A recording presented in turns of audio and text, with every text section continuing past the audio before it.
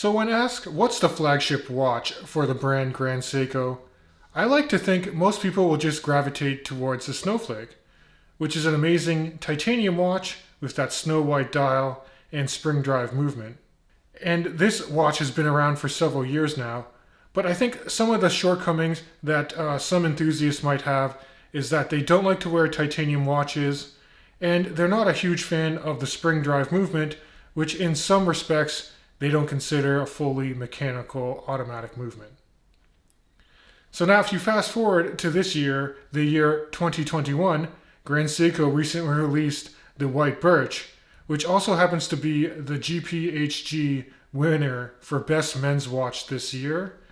That's the Grand Prix for Horology in Geneva. And I've actually personally owned the White Birch for a few months now, so I think it's high time to give you guys the full review. But beyond giving you just the basic specs, I really want to highlight what I think makes the White Birch stand out from most Grand Seiko watches in their catalog. And while at first glance it might look a bit like the Snowflake, in many aspects the White Birch is also a large departure from the Snowflake as well. So to get a better understanding of that, I don't want to talk about the dial right away. Instead, let's look at the back of the watch. In particular, the see-through sapphire case back puts on display the new in-house caliber utilized in the White Birch, the 9SA5.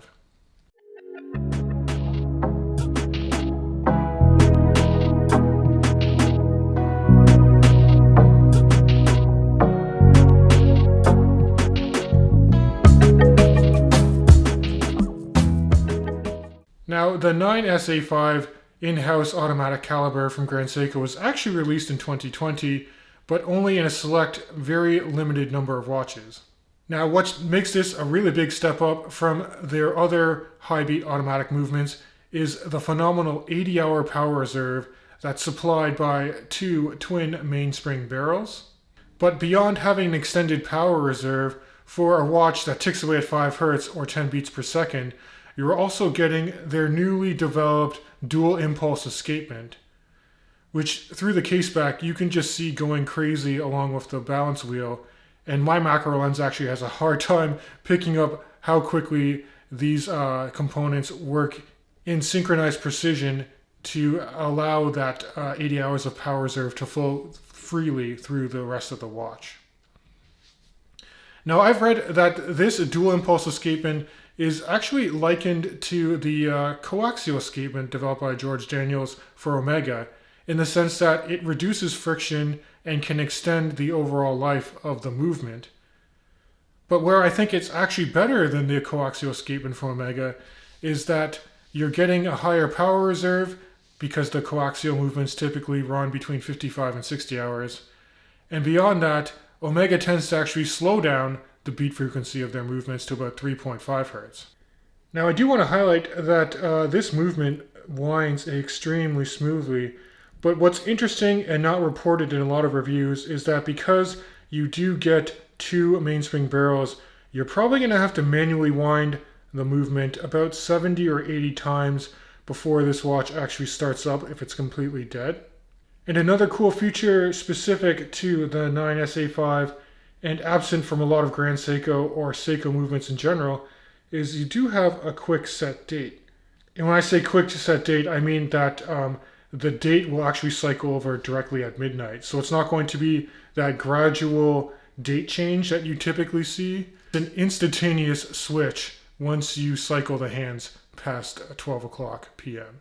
Now, another huge step up compared to other Grand Seiko movements in the past is just how well Grand Seiko actually decorated the 9SA5. Now, I've owned a few Grand Seikos with the spring drive or other high beat automatic movements, and the finishing on those movements seem quite industrial. But with this 9SA5, they actually hollowed out the rotor so you can actually see the bridges, the jewels, and escapement on this watch much better. And the level of finishing is actually rivaling some of what you can get from other Swiss competitors in this price bracket. Anything from like Zenith, Omega, or even some independent brands like Moser. And then some of the more hidden or subtle features for this movement is I like the fact that there's no engraved Grand Seiko line medallion on the case back.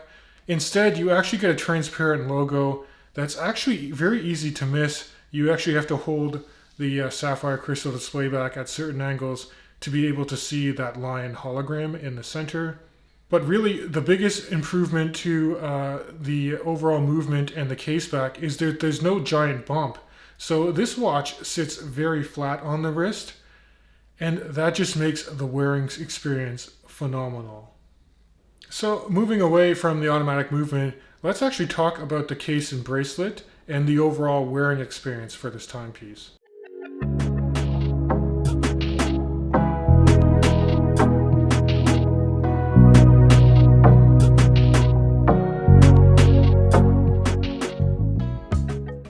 So in terms of basic dimensions, the White Birch is 40 millimeters in case diameter. It is under 12 millimeters in thickness, and again sits flat on the wrist. And kind of an oddity for the White Birch is that the lug openings is wide 22 millimeters, which I actually like because it's an even lug opening, unlike what you would find on, say, the 44 GS cases, which have a 19 millimeter lug opening. And because it is broader, again, the bracelet for this Grand Seiko White Birch sits very firmly planted on the wrist. And there's actually a bit of a taper to the bracelet too. It is 22 millimeters at the head of the watch, but it does taper down to about 20 before getting into the clasp.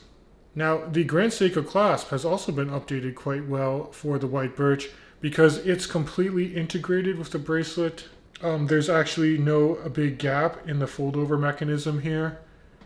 Now, don't get me wrong, some of the common complaints still remain. There are no micro-adjustment anchoring points on the clasp, but you do get half links with the bracelet. And if you're not a big fan of the bracelet, which is actually heavier than the head of the watch, it's quite easy to outfit this watch with different straps that just have the same even 22 millimeter lug opening. I've done this quite a few times now, and I gotta say the wearing experience is really enhanced. Being able to quickly swap between a bracelet and a strap. The case itself does have drilled lug openings, so you can actually quickly swap out spring bars and strap options that way. Now, the Grand Seiko case on the White Birch is nicely done as well. It's mostly brushed on the side of the case, which I prefer. And you do have a nice Zuratsu polished bevel line that extends from one end of the case to the other before you get to the top of the lugs, which is also finely brushed and beveled before you get to the bracelet. The bezel itself is also nicely transitioned between vertical brushing towards the sapphire crystal, and then there's a bit of a chamfered polished edge before you get down to the main case. The crown for this watch is actually slightly recessed or sunken into the side of the case, and there are no crown guards. I personally like the size of the crown quite well, and it is screwed down, giving you 100 meters of water resistance. So the last aspect of this watch I need to talk about, and has probably been beaten to death, is of course the gorgeous white dial.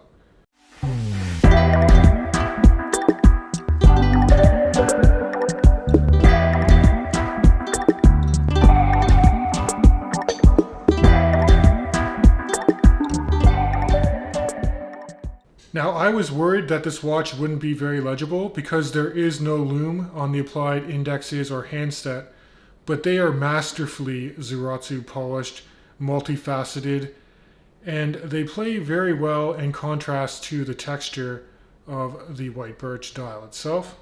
There is actually a bit of a chapter ring on the very periphery of the dial, but I actually don't really notice it that much. I think some other reviewers mentioned that the chapter ring looks relatively cheap compared to the rest of the watch. And some people don't really like the handset as much. They don't like the fact that the hour hand is slightly truncated, but I actually like that. It's a bit of asymmetry that I think adds a lot to the overall aesthetic of this watch. And I really love the thermally blued seconds hand on this watch. It just gives you the right pop of color, especially when the seconds hand itself is so smooth in its sweep. So overall, those are the key aspects of the White Birch that I think you should be aware of before considering buying this watch. At the end of the day, I do think it represents a significant step forward in what Grand Seiko is doing with their high beat automatic movements. And currently, this is one of my favorite Grand Seikos in the collection. I don't think it's beating out my SBGN 003 GMT watch just yet, but time will tell if it takes the crown in the not too distant future. So as always guys, thanks for sticking around to the end of this video. If you like this content, please consider subscribing to my YouTube channel. It really helps me out a lot. And as always, if you have questions or comments about this video, drop them in the description below. And I can't wait to see you guys in the next video.